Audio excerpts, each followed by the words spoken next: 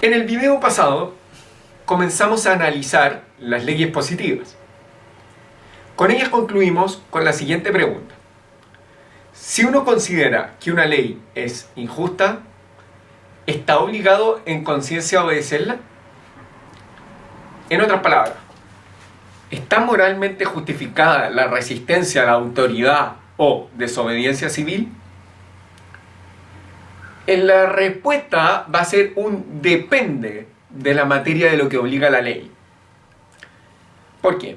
Si se trata de algo que uno considera en conciencia que es injusto por naturaleza, ¿por qué? Porque lesiona los derechos fundamentales de la persona, naturalmente que cualquier persona moralmente decente debe resistirse.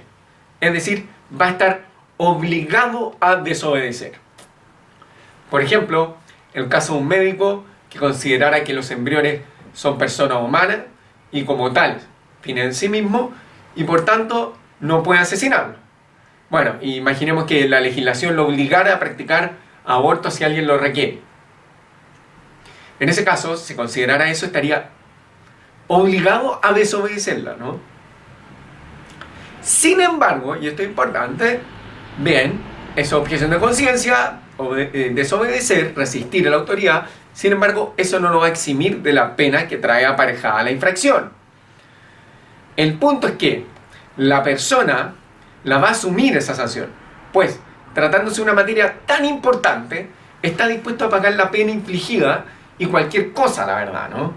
En fin, se trata de algo injusto por naturaleza que daña los derechos fundamentales de la persona, uno está dispuesto a cualquier cosa, ¿no? Bueno, y también está las materias accesorias o injustas por convención. Y aquí hay que hacer una precisión preliminar. El punto es el siguiente. Cada vez que realizamos una acción, tiene repercusión en nuestro entorno, obvio. En otras palabras, cada vez que cumplimos la ley, estamos diciéndole a los demás, oye, la ley va, es válida. Y por el contrario, cada vez que no lo obedecemos, por mínimo que sea, es como decirle a los demás, oye, la ley no es válida o no hay ley. Por ejemplo, el uso de casco por parte de los ciclistas. Les tengo que hacer una confesión. Yo no uso casco. Sí, es un acto de resistencia civil. No, es solo flojera de mi parte. Pero el punto es que cada vez que ando sin casco, ¿qué le estoy diciendo a los demás? Le estoy diciendo, oye, la ley sobre el casco no va, no es válida. A lo que otro puede decir, bueno, y a mí me molesta usar el cinturón de seguridad. Y otro, a mí me molesta pagar tal impuesto. Y así sucesivamente. En otras palabras, se produce un desorden social. ¿Por qué? Porque pierde legitimidad la ley.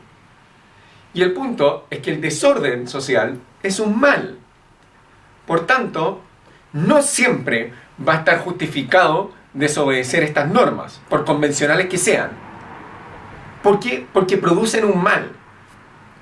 Solo va a estar permitido desobedecer este tipo de normas cuando el bien que se persigue sea superior al mal que se produce. Es decir, va a ser necesario hacer un cálculo de consecuencias y obvio cumplir la sanción. Lo que, dicho de un modo directo, una vez que uno saca estos cálculos, se da nunca o casi nunca, porque el desorden social es algo muy, muy grave. ¿Por qué? Porque la sociedad es un bien fundamental para el desarrollo del ser humano. En otras palabras, no va a estar justificado que ande sin casco, si soy un inmoral, ¿no?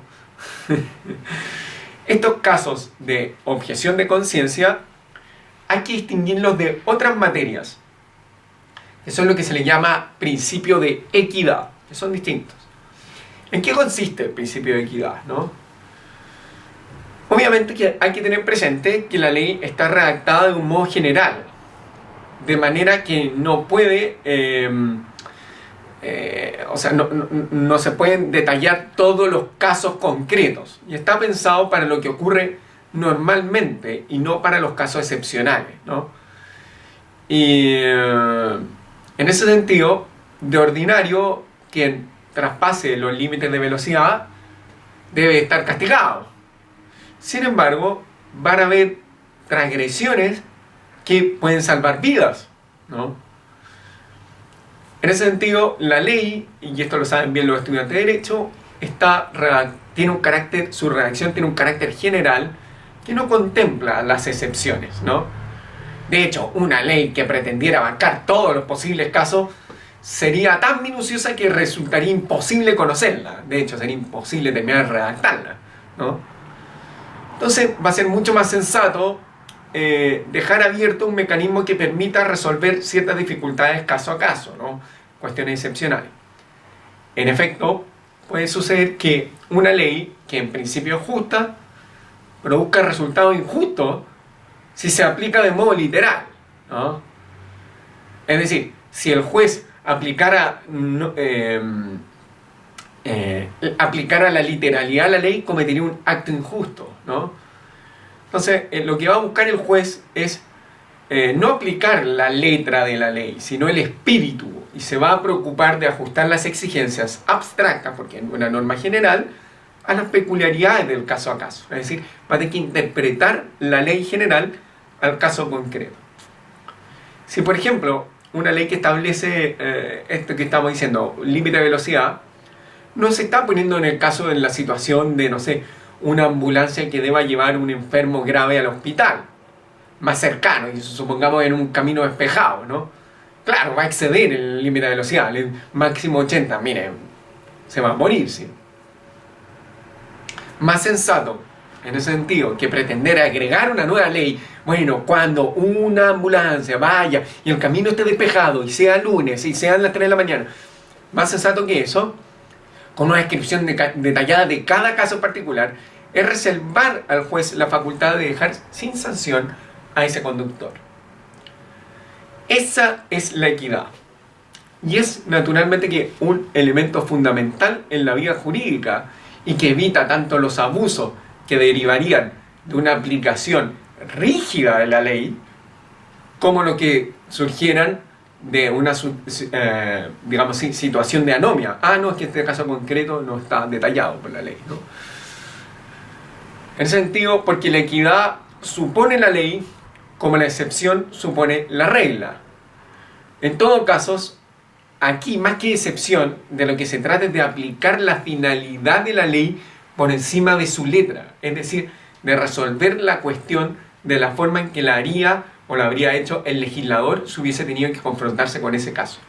Es decir, la ambulancia que transgrede los límites de la velocidad no está infringiendo la ley, sino que justamente la está cumpliendo. Es un modo tan excepcional de cumplirla.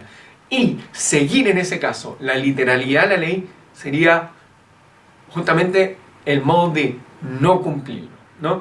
Entonces, con eso vemos objeción de conciencia y principio de equidad. Muchas gracias.